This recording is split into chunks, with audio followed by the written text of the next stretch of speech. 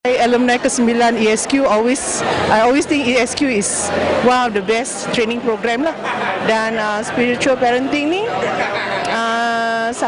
satu pendidikan lah buat saya. Sebab selama ni kita rasa kita dah cukup mendidik anak, tapi bila mengikuti ni ada lagi lah rongga-rongga yang perlu diisi supaya anak kita lebih memahami apakah tujuan dia dalam hidup ni, dan saya dapat memahami apakah peranan sebenarnya saya sebagai seorang ibu lah. Dan kemungkinan kita, sebab kita mendapat pendidikan cara dibesarkan dari mak dan ayah, jadi terbawa-bawa kepada mendidik anak-anak. Tapi dengan ESQ parenting, dia memberi satu pendarahan yang kita dah tahu tapi kita tak yakin. Jadi dengan adanya program ni, kita lebih rasa yakin lah. Kita yakin bahawa apa yang diajarkan oleh Nabi Muhammad SAW adalah satu cara yang sebenar-benarnya. Dan selama ini kita terlalu dicampur aduk dengan falsafah barat.